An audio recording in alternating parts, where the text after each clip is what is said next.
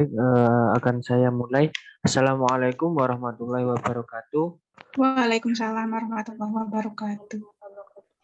Sebelumnya di sini kami akan mempresentasikan tentang teori perkembangan anak usia dini, yakni dari kelompok 3 pada mata kuliah konsep dasar PAUD. Sebelumnya saya sebagai moderator, yakni Muhammad Zidan Uzakilubab, sekaligus sebagai pemateri, dan juga ada teman saya, yakni Zahra Zainatul Jinan, sebagai pemateri, dan yang terakhir yakni Siti Mariatus Sofia juga sebagai pemateri.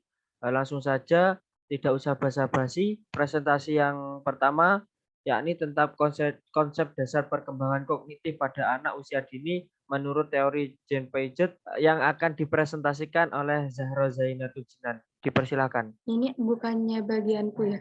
Oh, mohon maaf. Langsung saja, Sofi.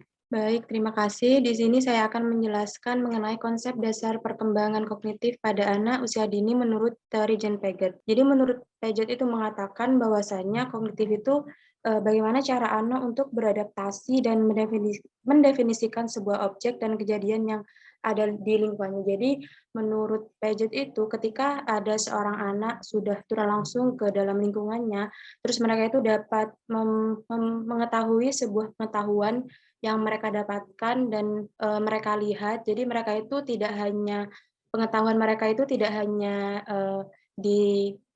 ditaruh di dalam akal pikir mereka, tetapi mereka itu bisa melakukan secara langsung atau dapat melakukan menggunakan perilaku yang mereka punyai gitu. Slide selanjutnya. Yang selanjutnya yaitu di sini Piaget menjelaskan ada 3 rancangan cara untuk dapat menjelaskan cara kognitif anak mulai terbentuk. Yang pertama ada asimilasi, yang kedua ada akomodasi, dan yang terakhir ada equilibrium. Yang pertama di sini dalam teorinya Piaget juga menjelaskan mengenai asimilasi, assimilation atau penyesuaian, yaitu di mana sesuatu untuk meletakkan pengetahuan pada teori ataupun tingkatan yang ada. Rancangan yang disesuaikan yang diberikan untuk menjelaskan supaya lebih gampang untuk memahami dengan menjelaskan bagaimana cara anak dalam membangun pengetahuan yang dimilikinya. Jadi pada teori ini contohnya itu kita bisa ambil contoh ketika ada seseorang atau kita melihat sebuah ekor anjing, otomatis kita akan ketika kita melihat anjing satu pasti memiliki warna putih gitu. Ketika kita melihat anjing satunya lagi kok warna hitam gitu. Jadi kita otomatis memiliki pemikiran atau teori tentang anjing tersebut. Jadi dalam teori Piaget yang penyesuaian ini kita itu akan mempunyai sebuah teori baru mengenai apa yang kita lihat gitu. Jadi yang kedua di sini ada akomodasi atau pengetahuan yang didapatkan dengan cara menjelajah dan dapat memperbanyak bentuk teori kognitif anak. Jika saat perencanaan penyesuaian tidak adanya teori yang sesuai guna meletakkan pengetahuan yang baru, mereka itu didapatkannya sehingga tercipta teori baru pada otak anak guna untuk mendukung pengetahuan tersebut. Jadi contohnya itu ketika ada seorang anak berhubungan dengan lingkungan sekitarnya, terus mereka itu melihat sebuah objek baru yang baru mereka lihat, otomatis mereka itu akan menyimpan objek tersebut di dalam akal pikiran mereka gitu. Dan ketika anak tersebut ingin melakukan hal yang sama atau hal yang sudah mereka lihat itu, mereka akan langsung melakukan hal tersebut. Terus yang ketiga ada equilibrium, yaitu suatu metode yang dicalonkan oleh Piaget untuk dapat memberikan penjelasan mengenai cara anak bergerak secara bertahap tentang berpikir ke tahap berpikir ke selanjutnya. Next. Yang selanjutnya yaitu mengenai tahapan perkembangan kognitif menurut Jane Piaget. Di sini ada 4. Yang pertama itu ada tahapan sensorik motorik, yang kedua ada tahapan praoperasional, yang ketiga ada tahapan operasional konkret, dan yang terakhir ada tahapan operasi resmi. Nah, pada tahapan yang pertama ini yaitu tahapan sensorik motorik, pada tahapan ini anak itu berusia 0 sampai 18 bulan. Nah, pada tahapan ini anak itu sudah mulai bisa meraba dan juga sudah bisa melakukan pergerakan yang menurut mereka itu sudah bisa dia lakukan gitu. Yang kedua ada tahapan praoperasional. Nah, pada tahapan ini anak itu berusia 18 bulan sampai 6 tahun. Nah, pada tahapan ini anak itu sudah mulai belajar mengenai lambang-lambang. Contohnya itu ketika ada anak yang sudah mulai memasuki TK ataupun PAUD, mereka otomatis akan diajari oleh gurunya itu mengenai lambang-lambang seperti kotak ataupun bulat. Nah, pada tahapan operasional ini mereka sudah dapat menggunakan lambang tersebut, memulai aktivitas dengan permainannya. Yang ketiga ada tahapan operasional konkret. Nah, pada tahapan ini anak itu berusia 6 sampai 12 tahun. Nah, pada tahapan ini anak itu sudah dapat melakukan sesuatu yang umum yang sudah banyak manusia lakukan. Itu yang keempat, yang terakhir mengenai tahapan operasi resmi. Nah, pada tahapan ini anak itu sudah berusia 12 sampai dewasa. Nah, pada tahapan ini anak itu sudah dapat ketika mereka ingin melakukan sesuatu, mereka itu pasti memikirkan terlebih dahulu gitu. Jadi tidak semena-mena melakukan sesuatu hal yang tidak masuk akal. Yang selanjutnya akan dijelaskan oleh teman saya. Terima kasih. Baik, mungkin itu saja penjelasan dari teman kita tentang teori perkembangan kognitif pada anak. Untuk selanjutnya yakni konsep dasar perkembangan pada anak usia dini dari teori Vygotsky yang akan dijelaskan oleh Zahra. Ya, terima kasih atas kesempatan yang telah diberikan oleh moderator. Untuk kesempatan ini, izinkan saya untuk menjelaskan materi yang kedua, yakni konsep dasar perkembangan pada anak usia dini menurut teori Vygotsky. Nah, untuk yang pertama, jadi menurut Vygotsky ini memandang bahwa sebuah perkembangan anak itu diawali pada masa awal yang akan menuju persiapan bersekolah yang didasari oleh jenis strategi yang dimiliki anak di lingkungan sosial maupun sekolahnya. Jadi yang didasari oleh perkembangan anak ini untuk mencapai tugas pencapaian perkembangan anak. Jadi pada teori Vygotsky ini juga ada yang namanya zona perkembangan dekat. Jadi ya bisa kita singkat ZPD. Jadi menurut Vygotsky ini bahwa ZPD ini terdapat kerumitan relasi yang mencerminkan bahwa hubungan antara pembelajaran dengan perkembangan yang dinamis ini terbentuk siklus mental seorang anak yang memiliki manfaat yang nantinya akan terbentuk tersendiri. Jadi dalam zona perkembangan dekat ini yang digunakan oleh teori Vygotsky ini dapat didefinisikan bahwa perkembangan anak ini biasanya diartikan sebagai sebuah skala yang merupakan titik-titik dari hubungan dalam keterampilan dan kemampuan anak dalam sebuah pembelajaran dan kesatuan yang memiliki tingkat penguasaan yang berbeda-beda. Jadi seiring dengan proses perkembangan seorang anak ini, jika ditakar dari ZPD ini akan berubah-ubah dalam proses pembelajaran. Bisa kita ketahui jika anak ini setiap harinya melakukan suatu hal yang baru setiap harinya. Jadi jika seorang anak melakukan sesuatu pada hari ini, maka untuk itu sebagai bantuan dari dirinya, maka bahan tersebut akan dijadikan proses pembelajaran untuk hari selanjutnya.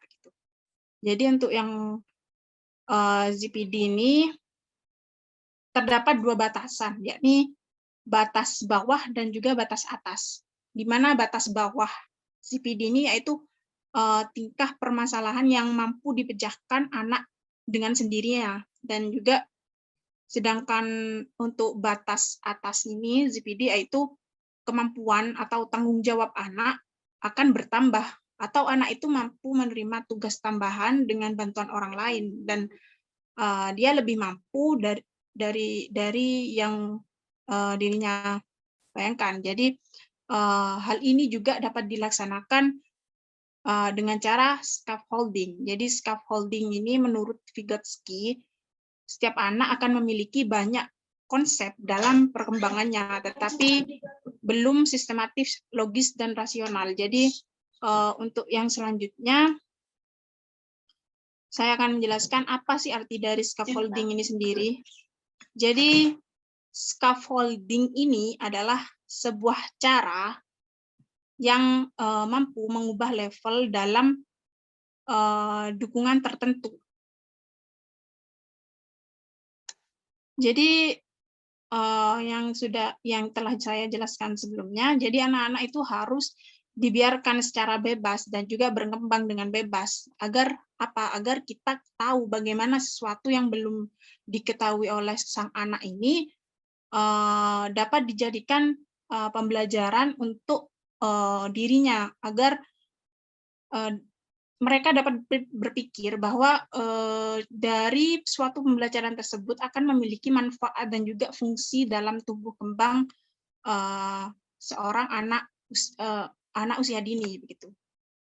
Adapun untuk scaffolding tersendiri memiliki tipe-tipe, yaitu yang pertama model berpikir kritis, pertanyaan, dan juga menyesuaikan instruksional dengan bahan dan juga isyarat. Jadi bisa saya beri contoh untuk tipe scaffolding yang model ini, setiap orang tua itu harus memberikan trik atau cara pada anak untuk misalnya untuk memegang sendok, memegang garpu, dan juga baik benarnya untuk bagaimana cara untuk makan, dan juga kemudian orang tua juga bisa meminta anak untuk mengikuti kegiatan yang telah mereka lakukan. Jadi contoh dari berpikir kritis bisa jadi pendidik atau orang tua dapat memberikan demonstrasi kepada anak bahwa terhadap pemikirannya itu maksudnya terhadap strategi dengan menggunakan suatu benda, atau bisa kita ambil contoh pensil untuk membuat sebuah garis lurus gitu. Untuk tipe scaffolding yang ketiga yaitu pertanyaan. Nah, bisa kita beri contoh ya dari kedua tahap tersebut, dari model dan juga berpikir kritis ini, orang tua maupun guru dapat mengajak seorang anak untuk memecahkan suatu permasalahan dan juga memberikan beberapa pertanyaan yang terhadap bagaimana solusi dari suatu masalah yang dimilikinya terhadap dan sesuai dengan asumsi anak itu sendiri. Dan juga yang keempat, tipe yang keempat yakni menyesuaikan instruksional dengan bahan. Yakni kita tahu setiap orang tua mampu memberikan contoh-contoh yang benar dan juga seperti mampu menurunkan tingkat ketinggian ring permainan maupun dalam daya mampu untuk meningkatkan kemampuannya dengan sempurna. Kemampuan apapun itu kegiatan yang dilakukan oleh seorang anak itu. Jadi untuk yang tipe yang kelima yakni isyarat. Setiap anak itu dapat diberikan sebuah contoh yang mudah ditirunya. Karena anak kecil ini karakteristiknya seperti kita ketahui mereka mudah sekali untuk meniru suatu hal yang orang dewasa lakukan begitu. Jadi dengan anak seperti ini anak tersebut dapat belajar dengan beberapa pengertian yang mereka berikan. Gitu. Ya, untuk yang selanjutnya yaitu menurut Vygotsky juga alat juga sangat berpengaruh dalam psikologis. Karena apa? Karena ucapan itu mampu mengembangkan pikiran secara bebas dan juga perhatian pada pemahaman secara spontan. Jadi sebuah hak-hak anak ini yang melainkan dapat kita artikan bahwa kebolehan anak untuk melakukan percakapan dengan seorang orang lain ataupun orang tua dapat dilakukan secara batin ataupun secara langsung. Jadi itu untuk slide selanjutnya dapat. untuk yang kedua yakni analisis dari teori Vygotsky sendiri. Jadi menurut teori Vygotsky ini bahwa anak yang masuk dalam proses perkembangan diawali dengan proses kesiapan dalam memasuki lingkungan sekolah. Kita ketahui bahwa setiap anak ini dalam proses perkembangannya memiliki hubungan, maupun itu hubungan dalam keterampilan atau kemampuan yang sesuai dengan tingkat penguasaan yang berbeda-beda.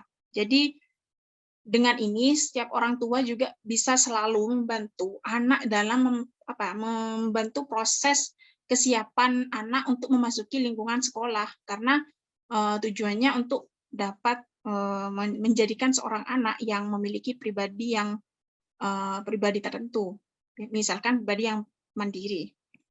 Dan juga menurut Vygotsky ini, jika kita ingin mengetahui apa yang sudah siap untuk dipelajari oleh seorang anak, maka yang hendak guru ataupun orang tua lakukan bisa melihat dari hanya pada apa yang bisa mereka lakukan saat bekerja sendirian. Tetapi juga harus melihat jauh ke depan dan kemana ia akan mempelajari atau berjalan saat diberikan sejumlah bantuan dari orang lain begitu. Jadi untuk kontribusi terbesar dalam pemikiran Vygotsky ini memang pentingnya kesadaran dalam sebuah pembelajaran. Dari pembahasan Vygotsky juga dapat mengandung istilah-istilah tertentu, bahkan dalam penelitiannya juga tentang bantuan memori dan konsep-konsep ilmiah yang menunjukkan bagaimana cara-cara anak menjadi sadar akan pemikiran dan gagasan mereka sendiri. Jadi Vygotsky ini juga memberikan suatu pandangan pada anak TK, yaitu seperti kutipan berikut ini. Terdapat seorang anak yang berusia 6 tahun yang memiliki hewan peliharaan, yaitu seekor kucing yang dibawa saat ia berjalan-jalan bersama orang tuanya dan dengan mengendarai mobil. Kemudian saat mereka berada di suatu lapangan dan terlintaslah seekor sapi. Nah, anak tersebut menunjuk seekor sapi dan secara spontan mengatakan kucing.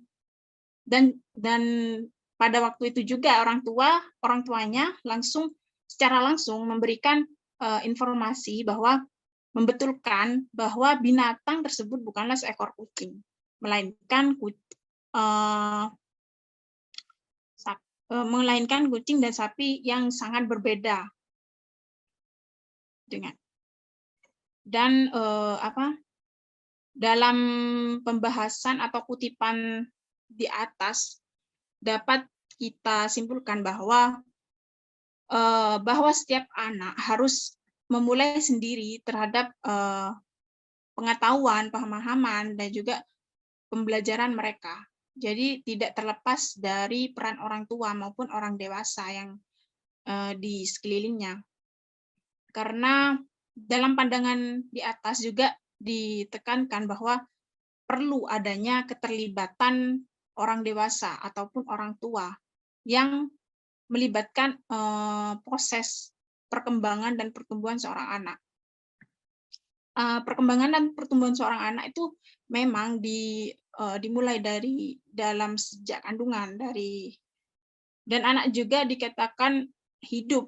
Memang seperti yang kita ketahui dimulai dari hanya sel telur yang dibuahi oleh sel sperma dan juga akan dibuahi, dan juga seperti kita ketahui dari terbentuknya zigot akan membentuk beribu-ribu sel, dan dari satu sel itu akan membentuk suatu jaringan, dan terbentuknya dari sel dan jaringan itu maka akan terbentuknya sebuah organ. Nah, dapat kita ketahui bahwa perkembangan dan perubahan itu sudah kita dapatkan sebelumnya.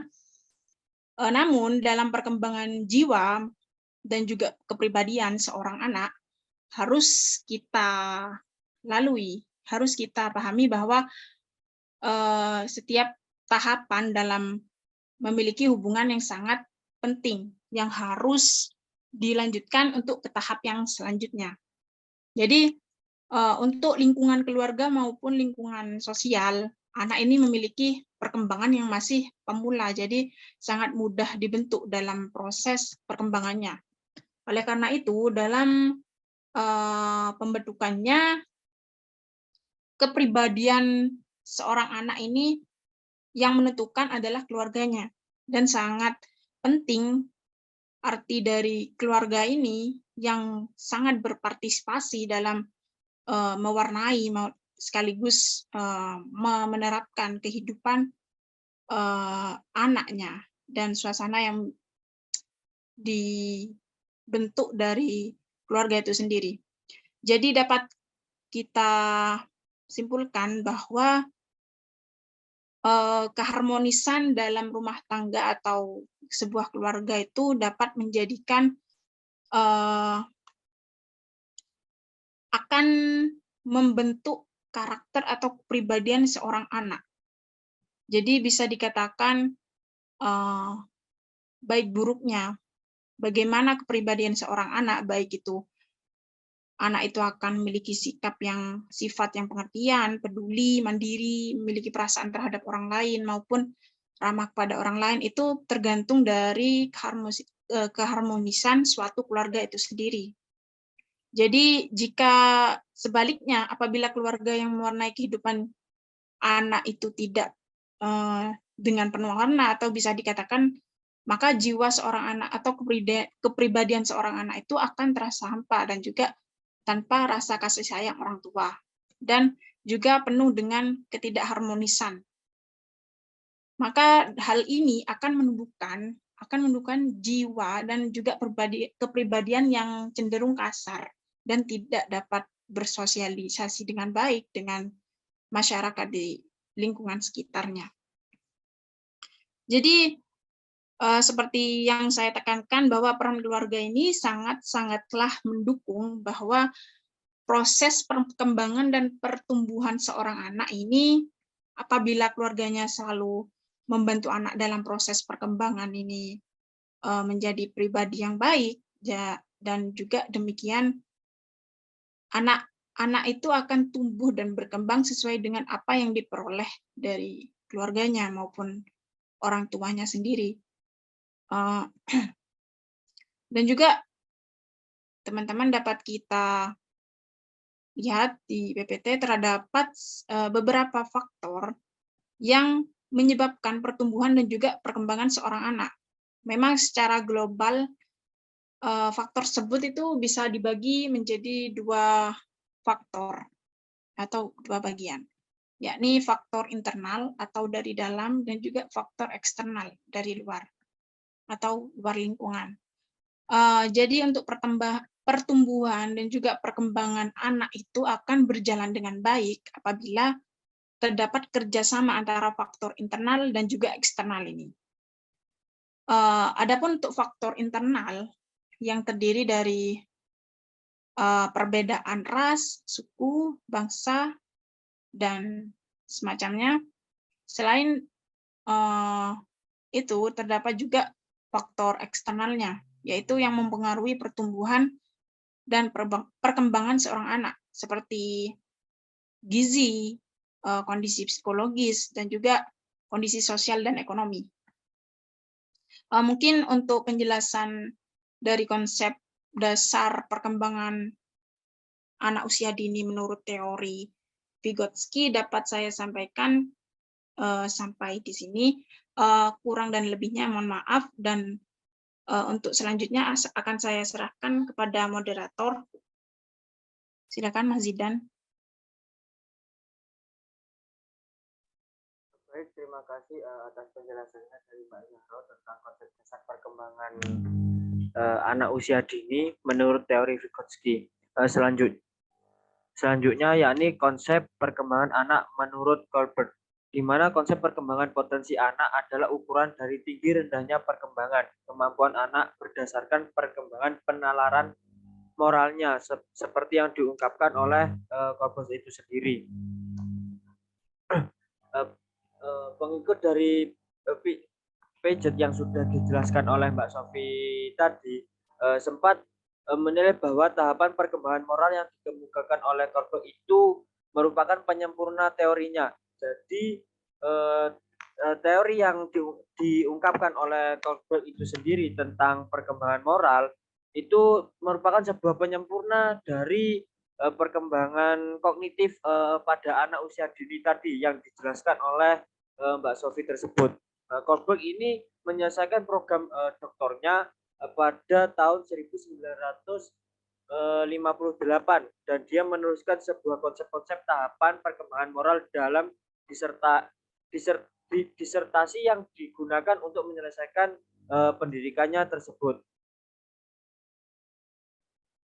Kemudian tahapan perkembangan moral yang dikemukakan oleh Kohlberg itu sendiri diklasifikasikan ke dalam 3 tingkatan. Yang pertama yakni prakonvensional, yang kedua konvensional, dan yang ketiga yakni pasca konvensional. Nah, adapun setiap tahapan itu memiliki tahapan juga. Yang pertama yakni tahapan prakonvensional, yakni berdampak pada seorang anak kecil. Mengapa demikian?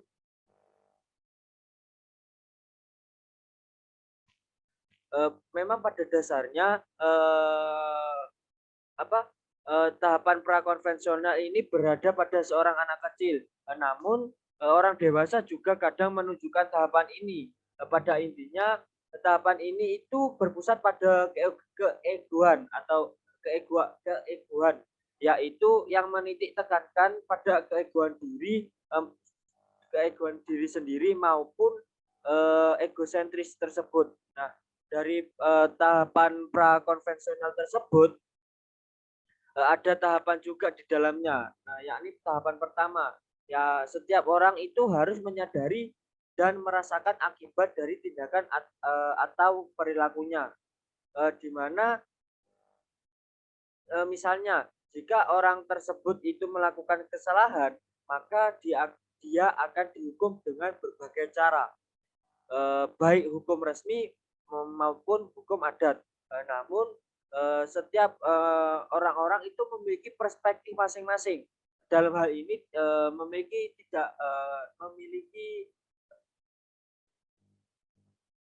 tidak kesamaan. Jadi dari masing-masing orang tersebut itu memiliki penilaian atas hal tersebut. Yakni kemudian tahapan kedua, di mana tahapan ini orang tidak begitu peduli dengan penilaian masyarakat. Jadi orang cenderung bersifat individu dan mempunyai perspektif moral yang relatif. Kemudian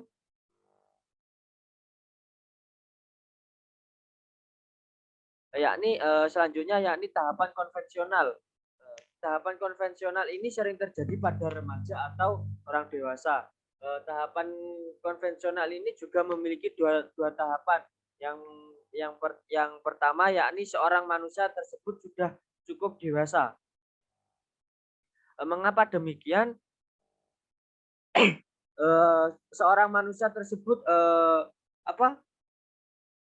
sudah berusaha masuk dalam kehidupan bermasyarakat dan ikut dalam memberikan penilaian terhadap perilaku orang lain. Kemudian tahapan yang selanjutnya yakni terjadi kepatuhan terhadap hukum dan adat yang terjadi di masyarakat. Kemudian tahapan yang ketiga yakni tahapan pasca konvensional. Mengapa disebut pasca konvensional? Karena tahapan ini tahapan berprinsip. Dari tahapan pasca konvensional ini juga ada tahapan di dalamnya, yakni memberikan arti bahwa manusia itu sebagai individu yang mandiri dan berperan dalam kehidupan sosial. Dan juga tahapan ini merupakan tahap di mana penilaian terhadap kebaikan dan kebenaran berdasarkan moral. Mungkin itu saja presentasi dari kelompok kami, yakni kelompok 3 tentang perkembangan pada anak usia dini. Untuk teman-teman yang akan bertanya, mungkin nanti akan kami adakan sesi pertanyaan. Mungkin itu saja presentasi dari kelompok kami. Sekian. Wassalamualaikum warahmatullahi wabarakatuh.